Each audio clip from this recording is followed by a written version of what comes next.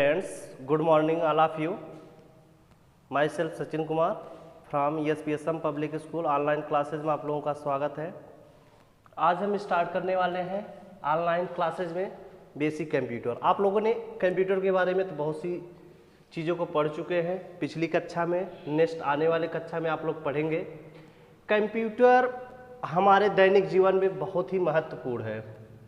Computer वास्तव में सभी लोगों के लिए यूजफुल है, क्योंकि कंप्यूटर के बिना आज कोई भी कार्य नहीं हो रहा है। चाहे वो हॉस्पिटल वर्क हो, चाहे वो इंजीनियर वर्क हो, चाहे वो एजुकेशन वर्क हो, चाहे वो बैंक वर्क हो, किसी भी कार्य में कंप्यूटर की महत्वपूर्ण योगदान है।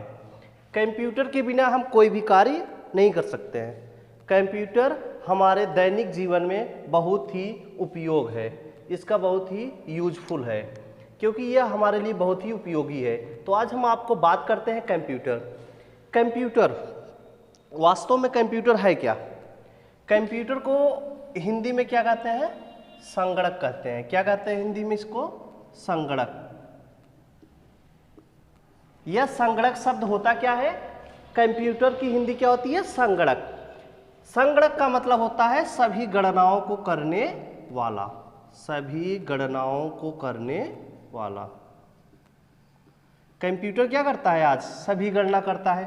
यह सभी गणना तक ही सीमित नहीं है, यह जैसे बहुत से क्षेत्रों में इसका यूज होता है, जैसे बैंक सेक्टर में, अभी मैंने बताया हॉस्पिटल सेक्टर में, और आपका एजुकेशन सेक्टर में, रेलवे सेक्टर में,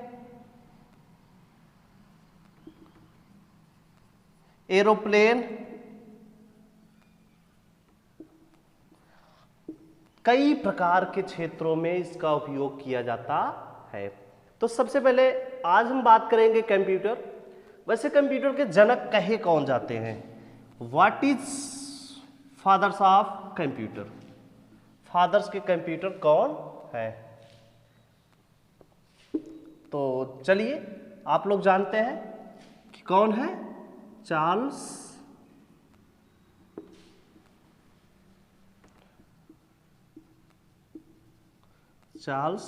बैबेज। चार्ल्स बैबेज ही कंप्यूटर के क्या है? फादर्स हैं। सभी लोग अच्छी तरह से जानते हैं fathers of computer. Fathers of computer कौन है? चार्ल्स बैबेज, जिन्होंने 17वीं शताब्दी 17th सेंचुरी में इन्होंने क्या किया था? कंप्यूटर में इन्होंने मेमोरी डाली थी। कौन? Charles Babbage. चार्ल्स बैबेज का महत्वपूर्ण योगदान क्या था? मेमोरी। मेमोरी होता क्या है?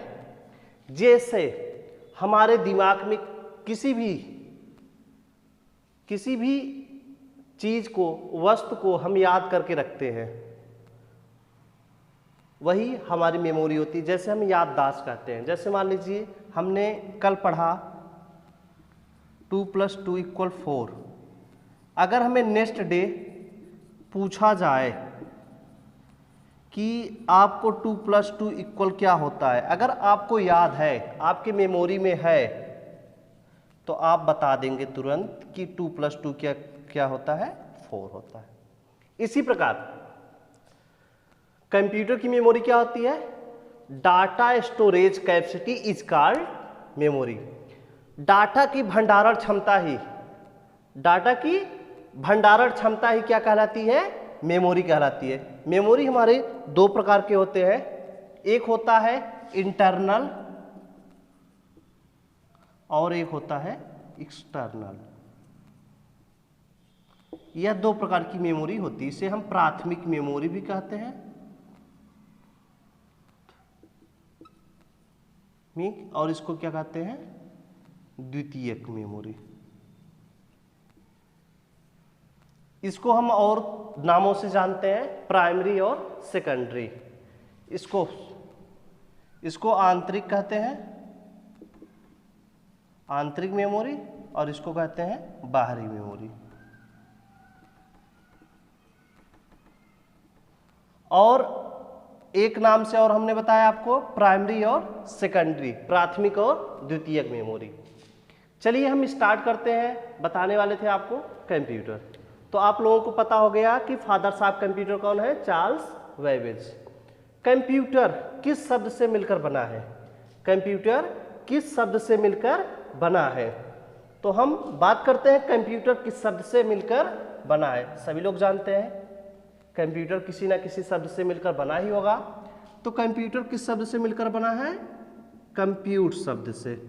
कंप्यूट का अर्थ होता है गणना करना।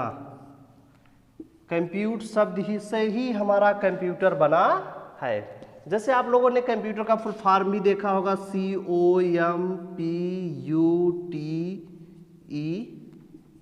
और R। C से क्या होता है, सभी लोग जानते हैं, या तो कॉमन होगा या फिर कैलकुलेट। O से क्या होगा, ऑपरेट होगा या फिर ऑपरेटिंग। M से मेमोरी होगी या फिर मशीन। P से प्रिंट होगा या फिर पर्टिकुलर। E से यूज होगा या फिर अपडेट होगा या फिर यूनिट होगी।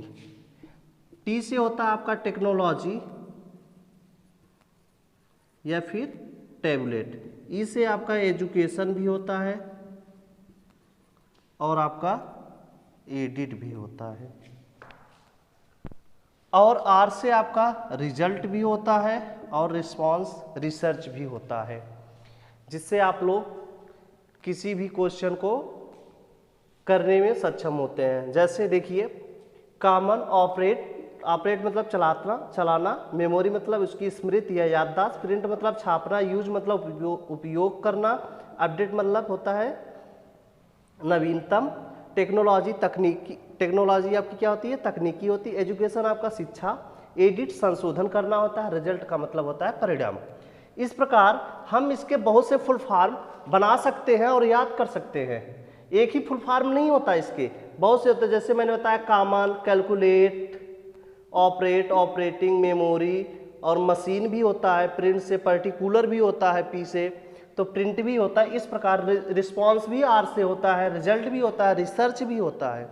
तो कई प्रकार इसके फुल फॉर्म बन सकते हैं। तो फादर साहब कंप्यूटर का नाम अगर पूछा जाए तो आप लोग बताएंगे चार्ल्स बेबेज।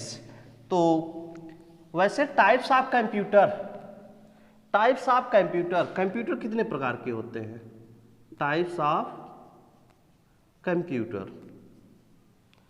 वैसे आप लोग जानते होंगे कंप्यूटर मुख्य रूप से 3 प्रकार के होते हैं। इसको कहने का मतलब आप कह सकते हैं टेक्नोलॉजी के आधार पे और आप लोग डिजिटल के आधार पे। तो चलिए आज हम बताते हैं आपको टाइप्स ऑफ कंप्यूटर। पहला है एनालॉग। कौन सा कंप्यूटर है, एनालॉग कंप्यूटर। दूसरा हमारा क्या है, डिजिटल कंप्यूटर। तीसरा हमारा क्या है, हाइब्रिड कंप्यूटर। ये 3 प्रकार के कंप्यूटर होते हैं। Analogue computer is use, analogue computer का उपयोग हम भौतिकी क्षेत्र में करते हैं। यह डाटा ट्रांसमिशन एक सीधी रेखा में कार्य करता है, जिसका उपयोग खगोलीय वैज्ञानिक करते हैं। जैसे दाब, ताप, पारा, इसका प्रयोग खगोलीय वैज्ञानिक करते हैं। यह एक सीधी रेखा में अपने ट्रांसमिशन के कार्य को करता है। डिजिटल कंप्यूटर में 4 भाग होते हैं। डिजिटल कंप्यूटर में 4 भाग होते हैं। आपको हम नेक्स्ट वीडियो में डिजिटल कंप्यूटर के बारे में बताएंगे और हाइब्रिड कंप्यूटर के बारे में बताएंगे, क्योंकि वीडियो बहुत लंबा हो जाएगा, जिससे आप लोगों को पढ़ने में भी समस्या होगी। बस सिर्फ बेसिक कंप्यूटर में सभी क्लास वर्क के बच्चों के लिए यह कंप्यूटर बेसिक कंप्यूटर है। आप लोग इसको पढ़ेंगे और जहां ना समझ में आप लोग पूछ सकते हैं, और आपके बुक में भी अवेलेबल है, आप लोग वहां से भी देख सकते हैं। आज के लिए सिर्फ बस इतना ही। आप लोगों का बहुत बहुत धन्यवाद।